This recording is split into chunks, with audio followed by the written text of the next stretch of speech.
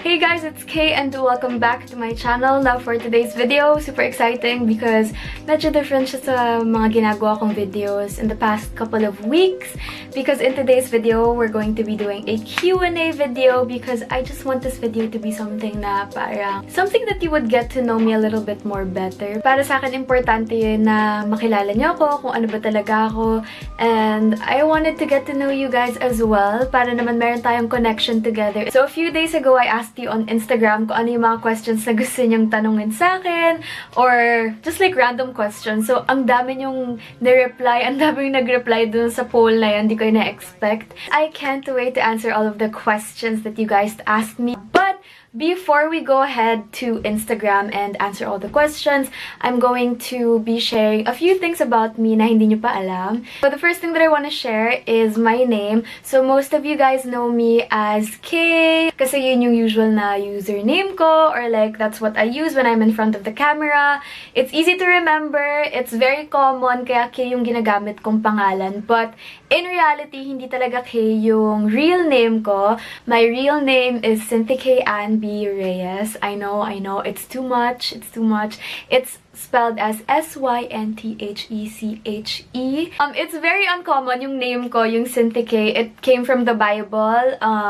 My parents had that name ever since nung mag-boyfriend pa lang sila. They wanted their first child to be named Cynthia Kay kung babae siya. So yeah, my name came from the Bible. It's Cynthia Kay. And it's amazing. It's wonderful. I really love my name, but nobody remembers it, so ginagamit ko na lang Kay. Next thing about me is that I was born on May 18th, 1999. So Taurus people, shout out to you guys. You know what's up. I was born in a season na super laging umuulan. Fun fact about me, alam niyo ba guys, every time na mag-birthday ako, every time na papatak yung May 18, any year yan, simula nung pinanganak ako, umuulan. Walang day na May 18 na hindi umulan. As in, grabe. As I was saying earlier, I was born on May 18th, 1999, which means I am now 21 years old. Which is so crazy to me saying that out loud. You know how when you were younger, you wanted to be like, oh, I want to be 18, I want to be 18 already, I want to be 21 already. And then when you hit 21 or like when you hit 18, you're like, damn, I wish I never said that. Because, like, it starts to hit you. It's just, like, I don't want to say the O word, but, like, you feel old and, like, all the responsibilities are now on your shoulder. But ever since naman talaga, responsible na talaga ako, which leads me to my next fact about me. I am the eldest of 6 siblings. Yes, that's right. You heard that right. In 2020, 6 po kami magkakapatid. And it's just so crazy to me na pag inisip ko, parang, wow, 6 pala talaga kami. And sometimes, you know what's funny? Kapag umaalis kami, I always do a head count, lalo na pag nasa mall kami. Like, parang, 1, 2, 3, 4. Okay. Kompleto. Like, it scares me na parang minsan, oh my god, kulang yung kapatid ko, yung pala nasa likod ko lang. I think that's about it. Okay na yun para sa akin. Let's move on with the questions kasi sobrang excited na talaga akong sagutin tong mga questions na to kasi sobrang ganda talaga, guys. So, now I'm gonna open my phone and go on Instagram like what I've said earlier. So, here are the questions. Ayan o, ang dami, guys. Grabe. So, ayan. So, let's start with the first question. My favorite band talaga ever since was The Script. Sila talaga yung like, oh my god, I would cry, and I did cry when I saw them because I saw their concert. I think it was like 2 years ago na nag-concert sila dito. And I got to hold their hands. So, grabe, yung chance na yun just to see them and make eye contact with them. Like, you don't even know. Like, if you know, you know. And yeah, The Script is my all-time favorite band. Hindi yan magbabago. So yeah, to answer the question, my favorite male band is The Script. This is from my favorite Instagram account at I Love Candy Corner. I Love Candy Corner asks, what is your favorite candy ever? So, my favorite candy is Airheads and Sour Punch and Sour Patch. Anything that's sour, like yung sour tapes na nabibili mo per grams. Lahat yun, favorite ko yun. And what else? Jelly beans. I like jelly beans, but I only like the bubble gum flavor. Like the pink ones. Hindi ko alam kung anong flavor ba talaga yan. I think that's bubble gum. So yun, yun lang yung favorite ko. And vanilla, that's it. Somebody asked me, saan ka po nag-e-edit ng IGTV nyo po and YouTube videos? Well, I only edit as crazy as it sounds, I only edit it in my phone, tsaka sa tablet ng sister ko. And that's basically it. Doon lang ako nag-e-edit ng mga videos ko, like photos ko, doon lang lahat. Wala akong like very techy stuff na high-end, ganon. As in, sa phone lang namin, kung ano yung merong resources, we make it work, and, you know, yun lang. So, basically, sa phone lang talaga. Another one asked me, Aish... See, I don't know if I'm dyslexic or something. Ang hirap talaga basahin ng mga username nila. So, lalagay ko na lang dito. Sorry, baby girl.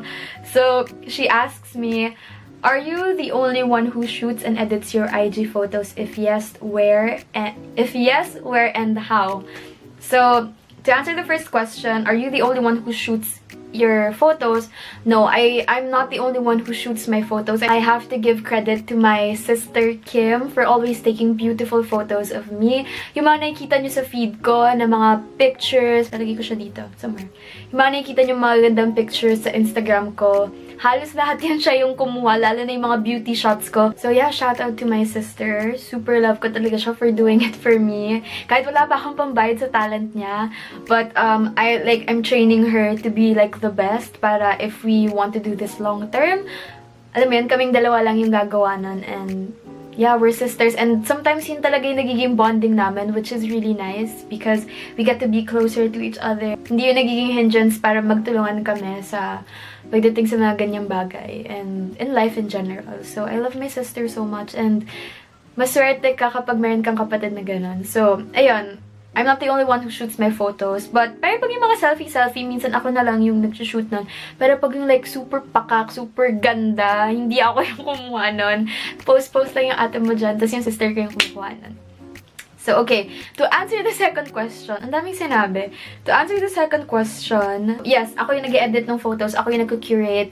And by edit, I mean, ako lang yung nagko-color grade, nagsusmoothen out ng mga background, ganon. I don't edit my photos kasi that's like a big no-no for me. I don't want to set an example to younger girls who like watch me or like follow me on Instagram na ini-edit ko yung katawan ko. No, I don't want to be that person. But I don't shame anybody who does that. Somebody asked me, this is Kelly. Hi, Kelly! Kelly is my cousin's best friend. Super bait nitong batang to. Super ganda, super talino. Grabe guys, nasa kanya na talaga lahat. So Kelly asks, how did you become so well-spoken? Hala, grabe. Grabe. Sobrang compliment to para sa akin, knowing that she's so smart and she's also well-spoken. Hindi ako well-spoken. Hindi ako perfect to mag-English. Ang dami nagsasabi sa akin na, paano ka nakakapag-English ng ganyan? Ganito, ganyan. May lahi ba kayo? Ganyan. Kanu ba yung tatay mo? I guess, natuto lang ako mag-English by watching movies. And talaga nito, secret talaga, is confidence. Hindi ko lang siya pinapahalata minsan, pero minsan napapaisip talaga ako, baka mamaya mali-mali na yung grammar ko. Pero tuloy-tuloy lang, girl. As in, like, I think it's just confidence in how you say it. Next question came from Ate Twinkle Bautista, Twinkle Bautista 19 on Instagram. Hi, Ate Twinkle! So she asked me, what sets you apart from other beauty influencers or content creators? So to answer the first question, what sets me apart from other beauty and like content creators? Ang daming sikat sa Instagram and all that. Hindi naman ako sikat. I'm doing this because I want to. Because I'm having fun. This is something that I've been always wanting to do on my terms and how I want it to be, what content I want to put out. I know there are a lot of beauty influencers who are kind-hearted and really, really good people, but I really do believe that my character and the things that I stand for sets me apart from others. I know that I am a very genuine person when it comes to my videos. I know there's a big controversy when it comes to like things that you stand for and you don't say anything just because, you know, you're working with a brand or whatever. And for me, as long as I know that I like it and as long as I know that what I'm saying is 100% authentic and true, then I will put up my video. I will put it up. I will post it on my Instagram and I will be 100% honest with it. Napakatotoo akong tao. Yun yung isa sa mga bagay na sobrang proud ako sabihin. Hindi ako mahihiya na sabihin na Hey, para po sa akin, mabait po ako. Like, totoo po akong tao. Hindi ako mahihiyang sabihin yun. Alam kong totoong tao ako and alam kong mabait akong tao. Ako yung taong malalapitan mo kapag may kailangan ka. Wag lang pera kasi wala din po ako nun. So, sa iba na lang po muna. Ayun. Eto, medyo nagiging malalim na yung mga questions natin. So, the next question that I have is from CJ Cruz. This is one of my really, really good friends. So, she asks me how to maintain a positive mindset kahit napapaligiran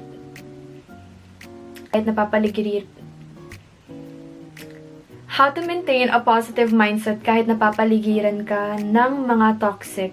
Love you, my mentor. Oh, I love you too. So, for me, when you know that you're with a toxic person, may it be your friend, your significant other, if you think that person is not good for you, then step away. It's not your job to be their shadow. Nobody's requiring you to like them. Nobody's, alam mo yun, parang hindi mo kailangan gawin yun because meron kang sariling buhay, meron kang sariling katawan, and if you know that something is not good for you, then stop doing it. Stop going to that person or stop being friends with them because as long as they're not doing any good for you, then what's the point of being with that person? May it be your friend, may it be your boyfriend, your girlfriend. Bakit ka pa magsistay dun sa relationship niya na yon if it's not doing anything good for you? Meron kang sariling katawan, you have a choice, and I think it's up to you on how you can handle it because we all have different situations, and ayun lang. I think the best advice that I can give is focus on yourself and everything will follow, because if you know your value and what you deserve, everything will follow. Alam mo na kung saan ka dapat, alam mo dapat yung gagawin mo, hindi ko to deserve, aalis na ako dito. Everything will follow. So, ayun. Focus on yourself, do what's good for you, and yeah, that's basically it. Next question comes from Nades. She asks me, how do you handle haters, Ate K? Hehe. How do I handle haters? Well, I don't. I've come to a point in my life where I just don't care anymore. And I think what matters most is whose opinion do you listen to? And I think it's important to know kung sino ba talaga dapat yung pakinggan mo. Pakinggan mo ba dapat yung sarili mo or yung opinion ng ibang tao? As long as you know that you're a good person and you're not stepping on anybody's toes, then girl, do your thing. I don't really give a shit about other people. And as long as hindi sila yung nagbabayad ng bigas ko, as long as hindi sila yung nagpapakain sa akin, I don't care about their opinion. Kasi yung mga yan, yung mga haters na ganyan, wala naman yung magandang idudulot sa'yo. Wala rin silang sarili nilang buhay. Sobrang invested sila sa life mo and sobrang gusto nilang malaman and they wanna destroy everything that you have because you know what? You know why they're like that? Because you have something that they don't. That's why they wanna bring you down. They wanna, you know, basically they're jealous of you. That's why they're like that. And to be honest, I'm coming from a place na I've also experienced that. People were like anonymously messaging me things that were very hurtful, and I was bullied a long time ago, and you know, those words hurt. But then I realized I learned how to mute them out and I learned how to not listen to them. Hindi ko kailangan yung opinion ng mga taong hindi naman importante sa akin, who isn't even relevant to my life. Baby girl, don't give them the satisfaction of replying, and of course, they'll reply back. Mas lalong magngingit-ngit yan kasi hindi mo sila pinapansin. So, the next question is by Samantha Tot. This is my friend. Her name is Sam, so I'll put like her question over here. So, hi Sam! So, her question is, how do you manage your time doing work, ACADS, and your ate duties nang sabay-sabay? I love you, babe. I love you too. And I miss you, and hopefully we can get together soon after everything is done. To be honest, hindi ko talaga alam kung paano kayo napapagsabay-sabay. And to be honest, I'm the worst person at like time management and all that. And yung gusto ko ma-improve sa sarili ko, time management, I'm very weak at that. I prioritize things first. So, titingnan ko muna ano ba dapat yung una kong gawin, ano yung mas importante, ano yung pwede kong gawin later. So, with that, nakikita ko kung ano yung mga kailangan kong unahin, kailangan matapos. So, basically, that's house chores, my siblings, kasi wala kaming helper sa bahay. So, basically, we do all the work. And, I'm happy that my mom taught us to be like that, maging responsable. I take care of my siblings and sobrang proud ako doon.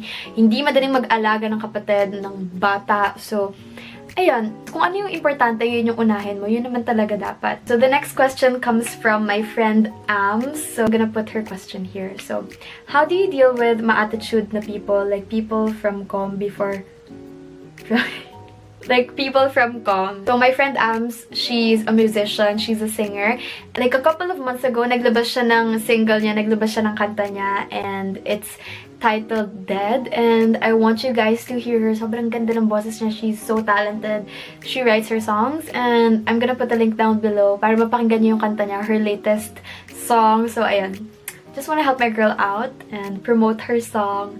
So, super excited for that. Congratulations, Ams. To answer her question, how do you deal with people na ma-attitude like people from com?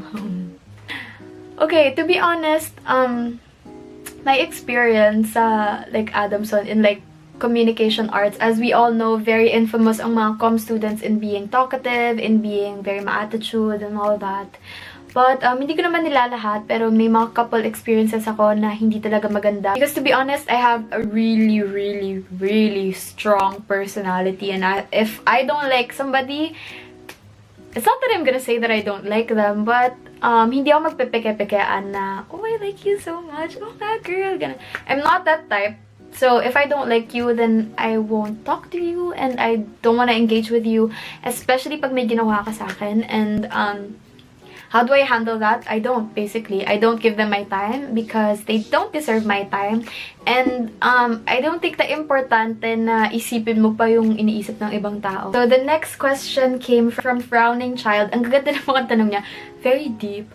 So ayan. So her question is, what is your biggest regret? It would probably be not doing the things that I really want to do. Hindi ko lang siya nagawa just because I'm scared of rejection and I'm just scared of being a failure. Ang daming opportunity na lumapit sa akin, but then I rejected it just because I was so scared that I wasn't good enough, that I wasn't the best, I wasn't talented enough for it. I think if you want to do something and if you really, really believe that you want to do it and that's what you're passionate about, I think you should do it. Just go for it. Problemahin mo na lang kapag nag-fail ka after. You know, ang hirap kapag binabalikan ka na nung ano mo nung feeling na parang, nung mga sana, yung parang sana ginawa ko to. Ano kayong feeling kung ginawa ko talaga to? Siguro naging successful ako. Siguro ganito ganyan. So ayun.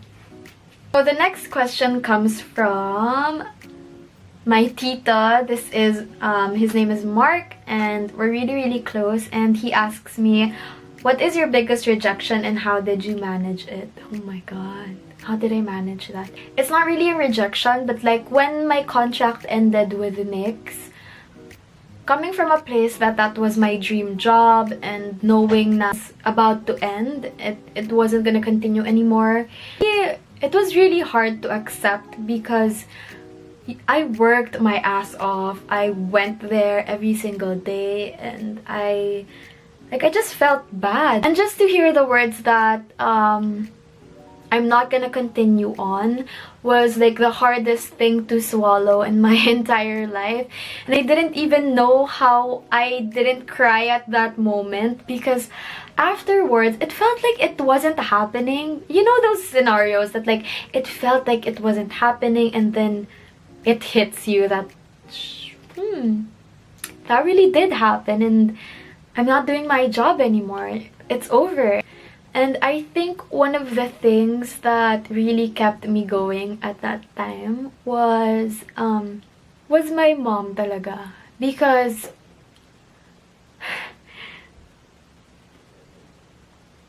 it was really hard for me. And grabe, ang hirap ma-reject especially if that's something that you've wanted for a very long time and you know that it's gonna end. It was really hard for me, and I didn't even know why.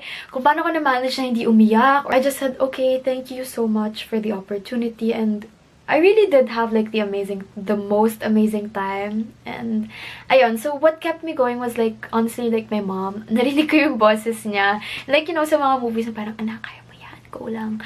It was like that moment, dun ko parang na-realize na, God, naiyak ako. Na I should just keep going, na it happens all the time, and you know, parang yung moment na yun, sabi ko na lang sa sarili ko. This is one of the things that I stand for, I live by. Everything happens for a reason, and I really do believe na nangyari yon because I am on to something greater. It may not be bigger, it may not be as big as ABS-CBN, but I think God wanted me to do my purpose now. I'm slowly learning on what it is. I'm just trying to figure it out, and I think that wasn't my purpose, and maybe that was the reason why I was pulled out of it. I think my mindset helped, and how my parents raised me, and not to sulk. I think the best thing that I did was to change my mindset. It wasn't something like, ba yan? Gagawin ko ngayon? Paano na yan? Wala na akong career. Thought of it like that. Ang naisip ko nun, what's next? Ano nang gagawin ko ngayon? I now know what are my priorities, and I had a taste of what I've wanted, and you know, it wasn't for me, so I think it's time to move on. Okay, so I'm gonna put this up. This is not a question. This is from my family on Instagram at lovelolita.ph. So they're a makeup brand. I just want to plug this in. I really love them so much. They always support me in everything that I do, even if hindi sa brand nila. So ayun, I'm gonna pop their message over here. So not a question, but we truly appreciate your dedication in this platform. I just want to say thank you so much to all the brands who really want to work with me, especially Love Lolita, Scout Beauty, Colorette, all the brands that I never imagined that I would get to work with. Sobrang salamat from the bottom of my heart, and sobrang swerte ko kasi ang babait ng mga brands na nakakatrabaho ko. They're not actually brands, they're like a family to me who supports each other. So ayun, shout out to Love Lolita, check them out. So last but not the least, our last question for this video is from my good friend Nicole Wong. So she was my high school friend. So Nicole asked me, how do you deal with your insecurities if you still have one because you're perfect already? Love you. Aww. I love you too. So to be honest, ang dami kong insecurities sa sarili ko. I know that I post on Instagram like being body positive, being, you know, just trying to love yourself every day, and people seem to think that I don't have any insecurities just because I give out that advice. One of the common things that I get is that ang dali lang sabihin yan sa'yo kasi maganda ka, or ang dali lang yan sabihin sa'yo kasi influencer ka, or like content creator ka. And marami akong insecurities on my own, and I try to win my battles every single day. Iniisa-isa ko lang sila, and I try not to look at my body in a way na parang sana ganito yung itsura ng katawan ko, or sana ganito yung shape ng ilong ko, or sana my cheekbones were higher, or sana my lips were bigger, and all that. I have flaws. Hindi ako perfect na tao. May pangit akong ugali, may pangit sa mukha ko, may pangit sa katawan ko. I choose to look at the brighter side. I choose to look at everything that's positive about me. I think it's celebrating your wins instead of your losses really makes a difference. So, ayun. That's basically how I do it. I try to be as positive as I can, especially with my body and my well-being. And I'm doing it for myself, not because I want to look good for my significant other, or I want to look good for Instagram. I do all these things. I put on makeup. I work out minsan. I eat the things that I love because I want to, and you have that choice. It's your body, it's your choice. I think that's all of the questions. Sobrang dami kong nasagot, and super thank you guys sa mga questions na binigay nyo. Sobrang gaganda ng mga tanong nyo, and sobrang nag-enjoy ako answering all those questions. And hopefully this video gives you a glimpse, just this is basically just like a glimpse of my personality, my characters, my values, my whole well-being. Hope you enjoyed this video, and let me know what other videos you want me to put out. So yeah, that's it for today's video. I really enjoyed hanging out with you guys, and I hope you did too. And I'll see you in my next video. Bye-bye!